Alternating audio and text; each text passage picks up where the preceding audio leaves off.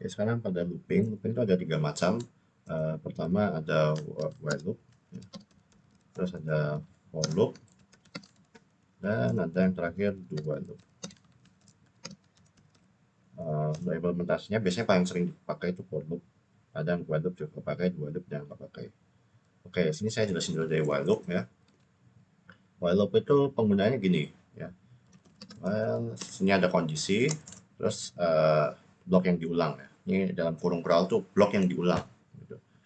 Misalnya di sini saya punya sini ya, ada counter gitu ya, CNT, saya singkat counter, lebih dari 0, di sini counter sama dengan 10, CNT min min. Ini ada cara paling sederhana untuk melakukan looping sebanyak 10 kali ya. Pertama kamu set dulu CNT-nya variabelnya 10, terus kondisinya yaitu selama counternya lebih dari 0 ya. Terus di dalamnya di bloknya itu counter min min. Nah, ini saya akan coba cek dulu. Kalian bisa cek dulu nih percentage slash n. Kalian bisa ngecek nih nilai dari counter berapa terus selama looping ya. Nah, kita coba cek nih. Oke, di sini kita bisa lihat nih ya, dari 10 sampai 1 nih, dia terulang sebanyak 10 kali. Kalian hafalin aja template-nya ya. Kalau kalian sudah hafal, kalian coba uh, kerja terapin di latihan soal, nanti pasti kalian bisa paham konsepnya. Ya. Jangan langsung masuk teori langsung konsep gitu kan. Coba hafalin dulu sintaksnya gimana, kayak template-nya loopingnya gimana. Terus nanti kalian coba latihan soal, nanti kalau udah terbiasa pasti kalian paham sendiri. Oke, sekarang masuk pada for loop. Uh, Block kode ini kita bisa tulis ulang dalam bentuk yang berbeda. Karena kita pakai for. Ya, biasanya for loop itu dia pakainya variabel e. Ini hanya penamaan saja, ya tidak ada kaitannya sama sekali dengan bentuk bakunya gitu. Pokoknya ini formalitasnya pakai i ya. I untuk for loop yang satu dimensi. Kalau for loopnya bersarang ya, for loopnya bersarang, dia biasanya bisa pakai i, j, k. Oke, sekarang for loop yang satu dimensi dulu aja deh. Sekarang kalau tadi kan ini looping sebanyak 10 kali ya. Saya coba melakukan hal yang sama ya. Looping sebanyak 10 kali. Ini saya akan coba persen D. Tapi sini saya akan print secara mendatar. Kalau ini kan secara uh, vertikal nih.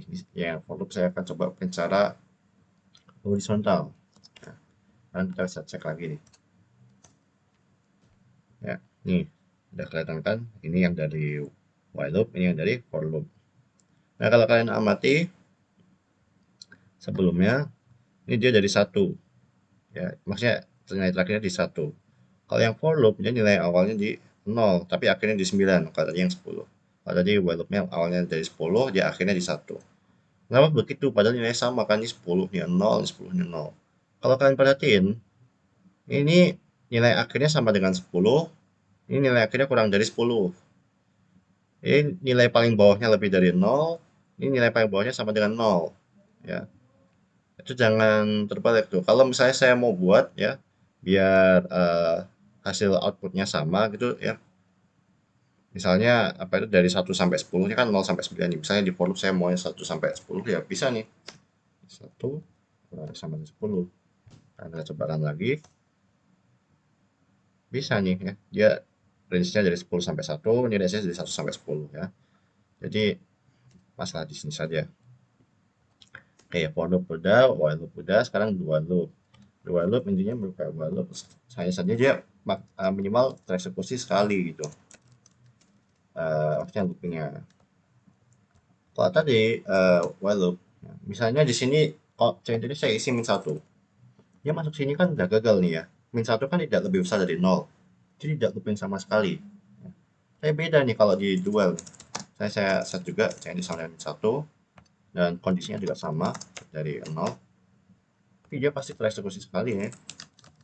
Ya, saya buktiin nih. CND. Kita coba run lagi ya. Nah ini yang tadi ada print vertikalnya, dia nggak ke print lagi nih di berikutnya. Ya, cuma for loopnya aja.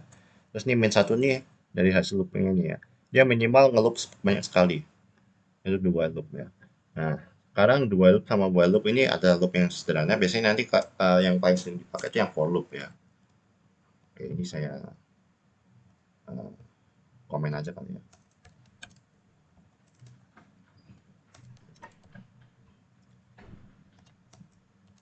Karena saya mau jelasin lebih lanjut tentang for loop soalnya. Ini soalnya yang paling sering dipakai di for loop. Nah, tadi kan saya sempat bingung tuh. For loop bersarang. Maksudnya for loop bersarang. Itu apaan tuh for loop bersarang itu? Jadi dalam for loop ada for loop lagi. Ya, intinya gitu. Oke, jadi biasanya kalau bersarang dia perlu lebih dari satu variabel. Misalnya sekarang saya ingin for loop bersarang sebanyak 2 kali gitu. Jadi di sini ada variabel tambahan, jadi yang akan saya gunakan adalah J. Karena huruf alfabet setelah I adalah J, untuk formalitasnya gitu aja. Terus sekarang di sini saya dalam for loop saya tambahkan for loop lagi. Ini dalam for loop I ada for loop J. Saya kurang dari 5 ya untuk membedakan J++. Ini saya akan cetak nilai dari J. Ini saya kasih deskripsi tambahan sama dengan sekian ya.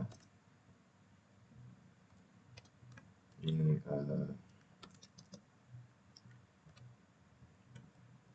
dari sini ada J. Sekarang kita coba run. Nah, saya kurang lebih kayak gini nih. Jadi misalnya saat I sama dengan 0, nah ini dia looping J-nya sebanyak 5 kali. Saat I-nya sama dengan 1, J-nya looping 5 kali. Saat I-nya sama dengan 2, J-nya looping 5 kali. Sampai I-nya sama dengan 9, J-nya looping sebanyak 5 kali. Jadi total loopingnya berapa? Ya simple. I-nya sebanyak 10 kali. Setiap I dia ngeloop 5 kali. Ya udah, jadi tinggal 5 kali 10. Jadi total loopingnya ada 50 gitu ya. Simpelnya gitu. Jadi dikaliin aja. Jadi misalnya di sini kalau saya mau tambah variabel lagi nih, kan nih misalnya, jadi loopingnya sebanyak 3 bersarang gitu ya, ada for k sama dengan 0 k kurang dari 100 misalnya. Kalau di hitung manual kan banyak tuh ya. Cara simpelnya gini aja, 10 kali 5 kali 100, dia looping sebanyak 5000 kali gitu. Biar kalian percaya nih, saya kasih bukti ya.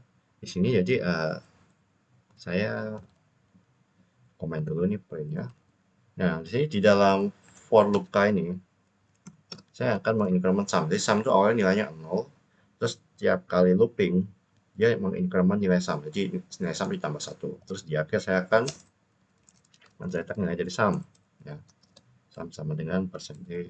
Ya, persen D itu integer, nah integer dari sum. Oke, sekarang kita coba cek. Sumnya 5000 ya. Benar kan sesuai teori yang saya ajarkan ya. Tinggal 100 ya. 100 kali 5 kali 10. Ini total loopingnya nih. Ya, 5000 kali looping. Udah gitu aja cara ngeceknya. Oke.